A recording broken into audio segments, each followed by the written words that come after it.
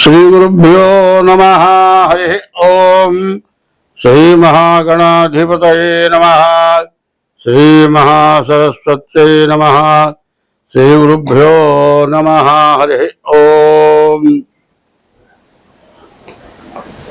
आदित्योर्कोरविद्भानुर्भास्करश्च दिवाकरः मार्ताण्डः सविता हेळि तीक्ष्णां सन्निहितो रविः। 2025 సంవత్సరం. ఈ సంవత్సరం మార్చి నెల 30వ తారీఖుతో సంవత్సరం ప్రారంభమైంది. మార్చి నెల 31వ తారీఖు రోజున 2025 సంవత్సరం జనవరి 1వ తారీఖు ప్రారంభమైంది. ఆ రోజున మీనరాశిలో 6 గ్రహాలు ఒక చోట చెందాయి. 6 గ్రహాల్లో ఒక్క గ్రహం అదే రాశిలో 2 సంవత్సరాల 6 మాసాలు ఉంటుంది. ఆ రాశిలో ఉన్న తర్వాత గురువు ఉన్నాడు. గురువు కూడా అప్పటికి అదే రాశిలో ఉన్నాడు. తర్వాత రాహువు, కేతువు, గురువు, శని ఒక్క సంవత్సరంలో మారటం దాదాపు నాకు గుర్తున్నంత వరకు కనపట్ల ఈ టైంలో మారటం. ఇది బాగా కష్టానికి హేతువుగా కనపడుతుంది. మరి మే నెల మార్చి 30వ తారీఖు రోజేమో శనివేమో మీనానికి వచ్చాడు. 2 సంవత్సరాల 6 నెలలు మీన రాశిలో ఉంటాడు. మరి గురువేమో వృషభం నుంచి మే నెల 14 అర్ధరాత్రి తెల్లవారితే 15 అనగా గురువు మిథునంలోకి మారాడు. డిసెంబర్ దాకా ఉంటాడు. తర్వాత రాహువు మే నెల 18వ తారీఖు మీనంలో నుంచి కుంభంలోకి రాహువు, కన్యలో నుంచి సింహంలోకి కేతు మారారు.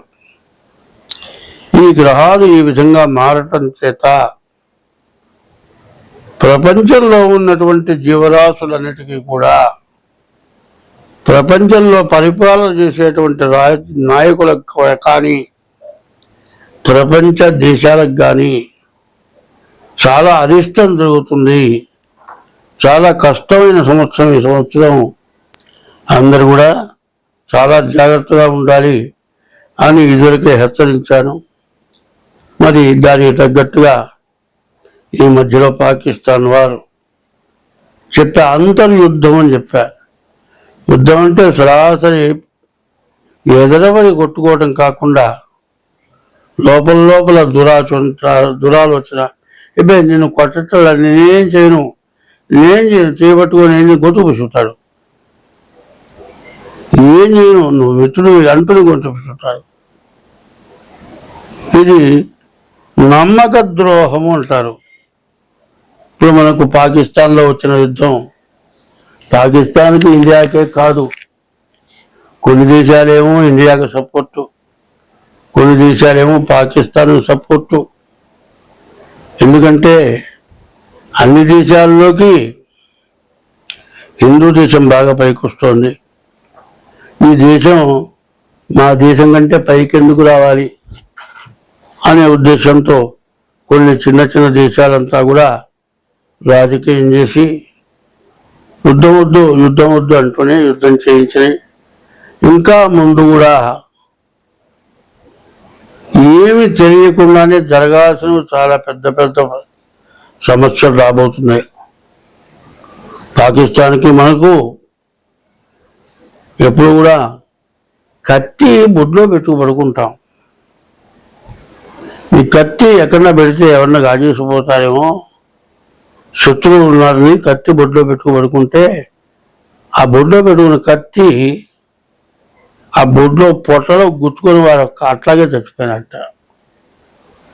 ఇవాళ మనం భారతదేశంలో అంతర్భాగమైనటువంటి పాకిస్తాన్ అన్నదమ్ముల్లాగా విడిపోయి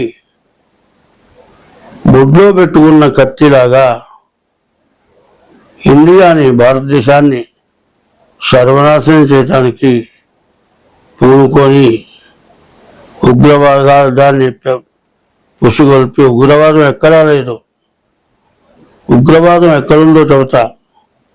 ఒక పాకిస్తాన్లోనే కాదు, మన ఇండియాలో కూడా ఉగ్రవాదులు ఉన్నారు. వాళ్ళని పెంచి పోషిస్తున్నారు. అది ఎవరు గుర్తుపట్టరు. ఎవరు నేను పెంచి పోషిస్తున్నానని చెప్పరు.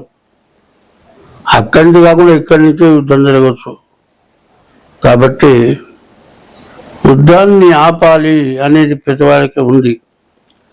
యుద్ధాన్ని ఆపాలి అనేటువంటి ఉద్దేశం ఉంటే దైవాన్ని మించిన వాడు లేడు. దైవాన్ని నమ్మినప్పుడు ఈ యుద్ధాలని పోతాయి. మరి ఇంగ్లీష్ ప్రభుత్వంతో రామనామం, హరే రామ హరే రామ రామ రామ హరే హరే, హరే కృష్ణ కృష్ణ కృష్ణ హరే హరే హరే హరే, రఘుపతి రాఘవ రాజారాం పతీత పావన సీతారాం, సుందర విగ్రహ మేఘశ్యాం, గంగా తులసి సాలగ్రాం.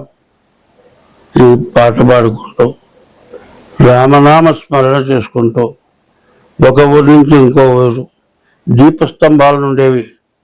బాగా మనిషి భుజాల దాకా, నడుముల పైన భుజాల కిందగా ఒక పెద్ద స్తంభం ఇప్పుడు కూడా అక్కడక్కడ ఉన్నాయి. ఆ స్తంభానికి పెద్ద దీపాలు అనుకుంది. దానికి వెనక పక్క చిన్న అరిచే వెడల్పు ఇట్లా ప్లేట్ లాగా ఉంటుంది. రాముడు, లక్ష్మణుడు, సీత, ఆంజనేయ స్వామి చెక్క భజన అప్పుడే వచ్చింది.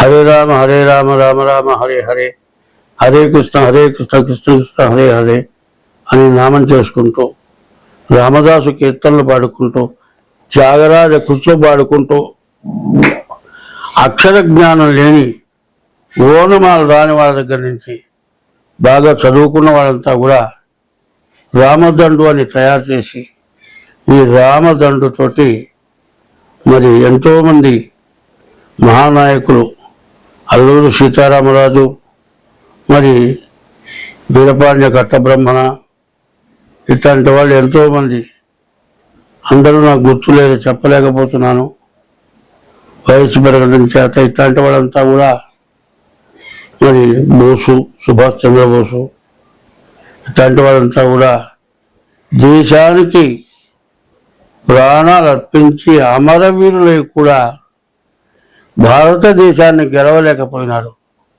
ఒక్క రామనామంతో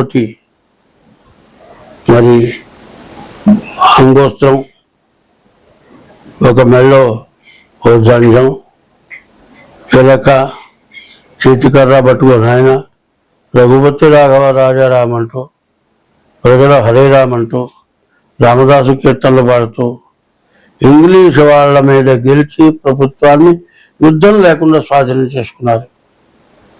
అదేవిధంగా ఇంగ్లాండ్ అయినా న్యాయ ధర్మాలతో పరిపాలించి ఉండవచ్చు, కానీ అన్యాయంగా చండాలమైనటువంటి నీచ స్వభావంతో ఎప్పుడు కూడా ముస్లిమ్స్ ప్రతి ఆర్డర్ మీద కన్ను వేసి, భర్త ఉండగా భార్యతో వ్యభిచారం చేసి, ఎంత నీచాతి నీచమైన పనులు చేసి మరి ఇంగ్లీష్ వాళ్ళకు ఒప్పచెప్పారు మన ప్రభుత్వాన్ని. మళ్ళీ మరి వాళ్ళే పాకిస్తాన్ వాళ్ళే చేస్తున్నారు, ఇంకా వెనకాల ఎవరైనా ఉన్నారు. మరి మన మతానికి తేడా మతం, ఇది ఏతీ మతం అంటారు, ఈ ముస్లిం మతం ఇట్లా తయారైంది. మరి అందరూ కూడా భగవంతుడిని నమ్మాలి, భగవన్నామ స్మరణ చేయాలి. ఎట్లా చేయాలి అనేది మా బోటి వాళ్ళని చేయిస్తున్నాం. ఇటువంటి నామస్మరణతోటి ప్రాణం పోయిన వ్యక్తి మళ్ళీ తిరిగిరారు. యుద్ధంలో ఎంతో మంది అమాయకులు ప్రాణాలు కోల్పోయినారు. 10 సంవత్సరాల పిల్లల దగ్గర నుంచి యుద్ధం లేకుండా నిర్యుద్ధంగా దైవ బలంతో మన ప్రపంచాన్ని మనం కాపాడుకోవటానికి దైవ సంబంధమైన యత్నాలు చాలా ఉన్నాయి. వాటిని చేసి మన ప్రభుత్వాన్ని, మన ఇళ్ళని, మన కుటుంబాన్ని, భార్య పిల్లల్ని, భారతదేశం, ఈ భారతదేశాన్ని రక్షించుకుందాం.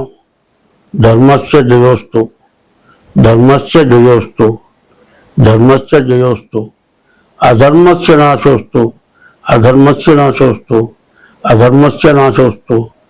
ప్రాణిషు సద్భావనాస్తు, ప్రాణిషు సద్భావనాస్తు, ప్రాణస్తు ప్రాణిషు సద్భావనాస్తు. విశ్వస్య కళ్యాణమస్తు, విశ్వస్య కళ్యాణమస్తు.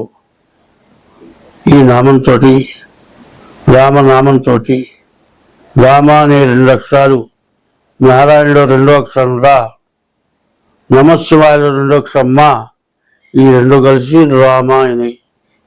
మరి రాముడు ఆ విధంగా మరి విశ్వాదులు పెట్టిన పేరుతో ఉద్భవించిన రాముడు మన భారతదేశంలో, అందులో తెలుగు మాట్లాడే దేశంలో ఒక చిన్న పదం చెబుతా. అమ్మ నాన్న, అమ్మ నాన్న. మొదటి అక్షరం ఆ, చివరి అక్షరం నా.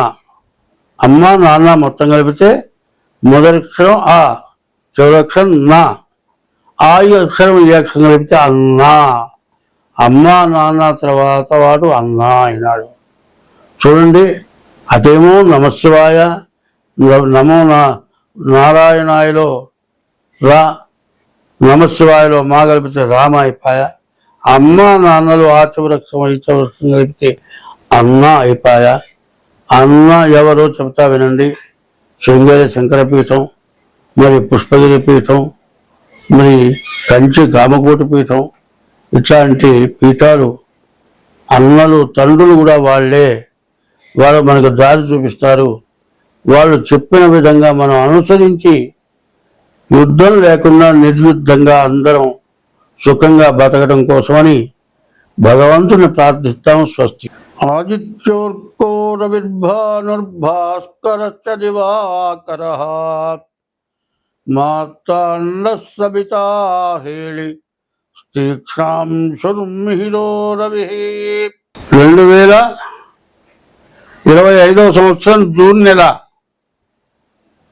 మేషరాశి ఫలితాలు చెప్పుకుందాం. ఈ మేషరాశి ఎట్లా ఉంది అంటే, ఈ మేషరాశికి శుక్రుడు ఒక్కడి తప్పితే ఏ గ్రహం కూడా పూర్తిగా బాగాలేదు. ఈ మేషరాశి చెప్పాలంటే ఏమీ పూర్తిగా బాగాలేదు. అయితే పూర్తిగా బాగాలేకపోతే ఏమైపోవాలి మనం? ఏమీ అయిపోవక్కర్లే, అంతా బాగానే ఉందాం. అందరూ బాగానే ఉండొచ్చు. బాగానే ఉండాలి అంటే ఈ రాశిలో 8 గ్రహాల్లో 1-2 గ్రహాలు, రాహువు శుక్రుడు తప్పితే ఏ గ్రహం బాగాలేదు. రాహువు ఏకాదశంలో ఉన్నాడు, మరి శుక్రుడు మేషరాశిలో ఉన్నాడు. రాహువు ఏకాదశంలో ఈ రాశిలో సరిగ్గా 6 మాసాలు ఉంటారు. ఈ రాహువు వల్ల ధనం బాగా రావటానికి అవకాశం ఉంది.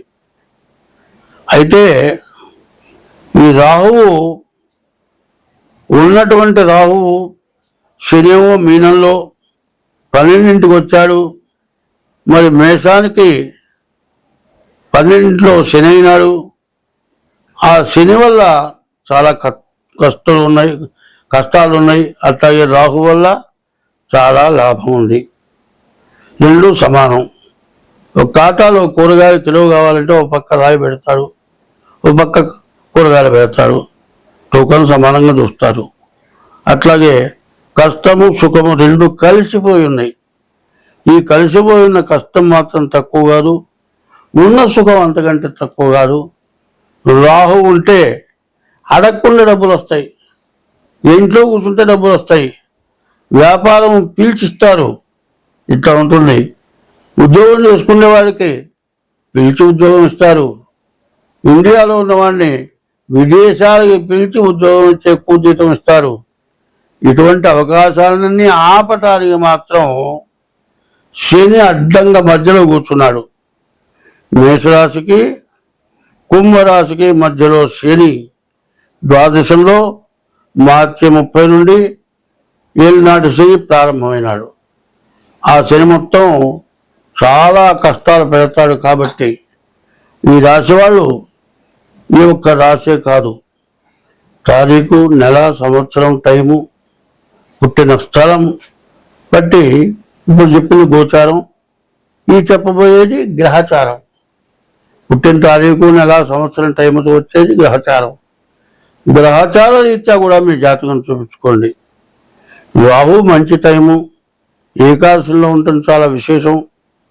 దీన్ని సద్వినియోగం చేసుకోవాలి అంటే మరి ఈ రాహు కూడా మే నెల 18వ తారీఖు రాహువు కుంభానికి వచ్చాడు.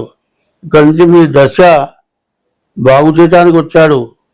ఆ దశని బాగు చేసుకోవాలంటే మీ ఉన్న దిశలో ఏం చేయాలో ఆలోచించాలి. దశ దిశ. మరి గ్రహం, ఆ గ్రహం నీకు బాగా ఉపయోగపడాలంటే అనుగ్రహం అంటారు. ఆ అనుగ్రహం నీవు పొందాలి అంటే డేట్ ఆఫ్ బర్త్ ద్వారా నీ జాతకం చూపించుకొని నీ జాతక రీత్యా నీకు కావాల్సినటువంటి ఫలితాన్ని పొందాలి అంటే డేట్ ఆఫ్ బర్త్ ద్వారా మాకు పంపించి మీ జాతకం చెప్పించుకోవచ్చు. అట్లా కాదండి నాకు డేట్ ఆఫ్ బర్త్ లేదు అంటే హస్త సాముద్రిక ద్వారా కూడా మీ జాతకం చూపించుకోవచ్చు. ఈ జాతకం చెప్పాలంటే మేము ఫీజు కొంత తీసుకొని మాత్రం మీ జాతకం చెబుతాము. మీరు మాతో కన్సల్ట్ అవ్వాలి అంటే మా ఫోన్ నెంబర్ ఉంది, 7801071946 అదొక నెంబరు, 6300061241 ఇదొక నెంబరు. ఇది నా వయస్సు ఇప్పుడు 82 సంవత్సరాలు. 60 సంవత్సరాల నుంచి ఈ జీవితంలో జాతకంలో పూర్తిగా కృషి చేసి ఉన్నాను. దీనివల్ల ఎట్లా ఉంటుందంటే సంగీతం ఒకటి, జ్యోతిష్యం ఒకటి, ఆ పిచ్చిలో పడితే రూపాయి ఉండదు. విద్య గల వారికి లక్ష్మి ఉండదు, లక్ష్మి ఉన్నవారికి విద్య ఉండదని చెప్పింది. అందువల్ల ఎంతో కష్టపడి చేయడం ఈ జ్యోతిష్యం నేర్చుకోవడం జరిగింది. మీకు ఎటువంటి సమస్య ఉన్నా, వివాహం కానీ, వివాహం అయిన తర్వాత భార్యాభర్తల ప్రతికూలత కానీ, కాదు వ్యాపారం కానీ, ఉద్యోగం కానీ, గ్రహస్థితులు కానీ, మరి శత్రుత్వాలు కానీ, మిత్రత్వాలు కానీ ఏమున్నా సరే, ఎటువంటి సమస్య ఉన్నా మీ డేట్ ఆఫ్ బర్త్ ద్వారా జాతకం చెప్పడం జరుగుతుంది. కాబట్టి మీరు కావాలి అనుకుంటే ఈ నెంబర్కి ఫోన్ చేసి తగినంత ఫీజు చెల్లించి మీ జాతకం చెప్పించుకోవచ్చు అని చెబుతూ ఉన్నాను. స్వస్తి.